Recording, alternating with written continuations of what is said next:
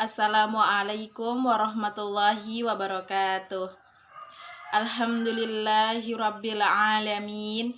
Wassalatu wassalamu ala asrafil anbiya'i wal mursalin wa ala alihi wa sahbihi ajma'in. Amma ba'du. Sebagai hamba Allah yang beriman, marilah kita panjatkan puji dan syukur kehadirat Allah Subhanahu wa Ta'ala yang telah memberikan kekuatan, kesehatan, lahir dan batin kepada kita semua, sehingga kita dapat berkumpul di tempat ini dalam rangka menghambakan diri kepada Allah Subhanahu wa Ta'ala. Sholawat dan salam tidak lupa kita kirimkan kepada junjungan kita Nabi Allah Muhammad Sallallahu Alaihi Wasallam yang telah mengantarkan umat manusia dari peradaban hidup yang jahiliyah menuju pada peradaban hidup yang modern, yang penuh dengan kemajuan ilmu, pengetahuan, dan teknologi, seperti yang kita rasakan pada saat ini. Semoga kita semua termasuk hambanya yang taat, yang berhak mendapatkan syafaatnya di hari akhir kelak. Amin ya robbal alamin. Perkenankanlah saya pada kesempatan ini untuk menyampaikan topik yang berjudul pentingnya mempelajari ilmu hadis. Hadis sebagai referensi otoritatif hukum Islam setelah Al-Quran memegang peranan penting dalam perkembangan Islam. Ketika umat Islam meyakini bahwa hadis Nabi Muhammad SAW merupakan sumber dan pedoman hidup yang utama setelah Al-Quran. Hal ini sesuai dengan firman Allah Subhanahu wa Ta'ala dalam surah Ali Imran ayat 32. A'udzu billahi minasyaitonir rajim. Bismillahirrahmanirrahim. Qul atii'ullaha war rasul fa in tawallaw fa innallaha la yuhibbul kafirin. Yang artinya, katakanlah, taatilah Allah dan Rasul-Nya. Jika kamu berpaling, maka sesungguhnya Allah tidak menyukai orang-orang kafir.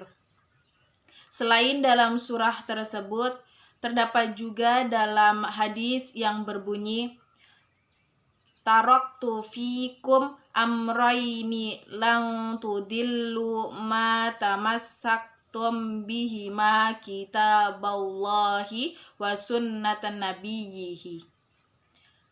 Yang artinya, aku tinggalkan dua pusaka untukmu sekalian, dan kalian tidak akan tersesat selama-lamanya selama kalian berpegang teguh kepada keduanya, yaitu kitab Allah dan sunnah Rasul-Nya.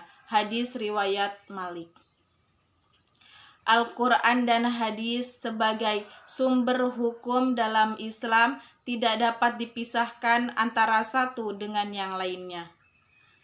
Al-Quran sebagai sumber hukum yang pertama dan utama hanya memuat dasar-dasar yang bersifat umum bagi syariah Islam, tanpa perincian secara detail, kecuali yang sesuai dengan pokok-pokok yang bersifat umum itu, yang tidak pernah berubah karena adanya perubahan zaman dan tidak pula berkembang karena keragaman ilmu, pengetahuan, dan lingkungan.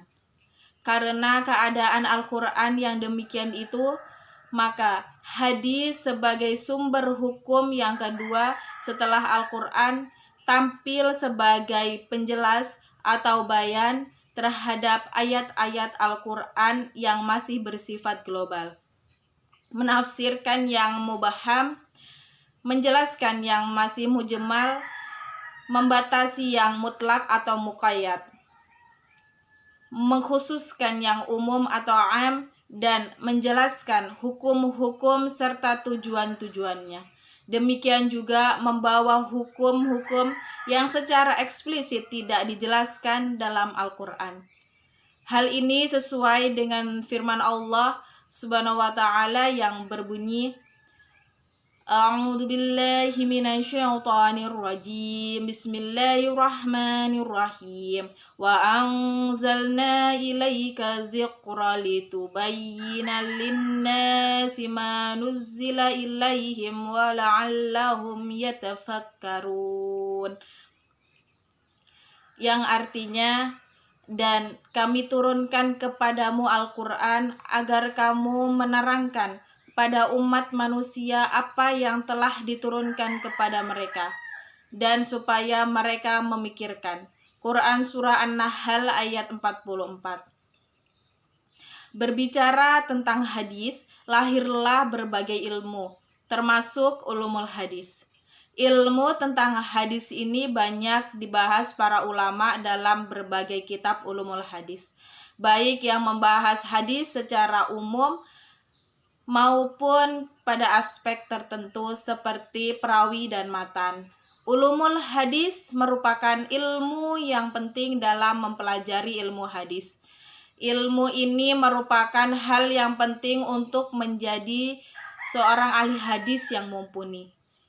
Ilmu ini akan membentengi kaum muslimin dari rong-rongan hadis-hadis lemah dan palsu yang merebak,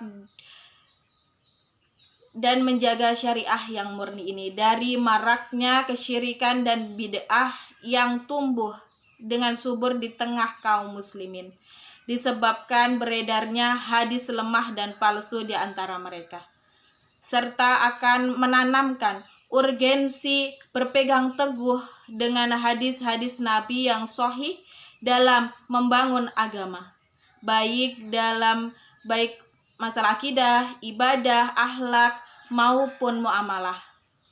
Kemudian Imam Syafi'i juga berkata, demi umurku, ilmu hadis ini termasuk tiang agama yang paling kokoh dan keyakinan yang paling teguh. Tidak digemari selain oleh orang-orang jujur lagi takwa, dan tidak digemari dan tidak dibenci oleh selain orang-orang munafik. Al-Hakim juga menandaskan, andai kata tidak banyak orang yang menghafal sanad hadis, niscaya menara Islam roboh, dan niscaya para ahli bid'ah berkiprah membuat hadis-hadis palsu dan memutarbalikkan sanad. Manakala kita menguasai ilmu hadis, maka diharapkan bisa mengetahui kedudukan suatu hadis, apakah hadis tersebut sahih, hasan, atau bisa jadi dhaif atau lemah. Ilmu hadis itu sangat mulia karena sejatinya manakala kita belajar, mengkaji, memahami, bahkan mengamalkannya dalam kehidupan sehari-hari, berarti kita pun menjadi pengikut dan sekaligus menjadi pewaris para nabi. Ilmunya akan terus hidup bermanfaat menjadi jariyah hasanah sebagai bekal akhirat tentunya. Di dunia era globalisasi dan di abad milenial ini, generasi muslim-muslimah, peranan ilmu hadis ini sangat penting sekali. Di antaranya bisa menjaga ayat-ayat Al-Quran agar tidak secara sembarangan dilencengkan, sehingga seakan-akan beberapa ayat Al-Quran berkontradiksi. Tentunya penjelasan Rasulullah dalam hadisnya mempunyai penjelasan yang menyeluruh, mencakup sendi kehidupan manusia di dunia ini. Manusia diciptakan oleh Allah Subhanahu wa ta'ala sebagai hamba untuk beribadah sekaligus menjadi khilafah fil ard, di mana tugasnya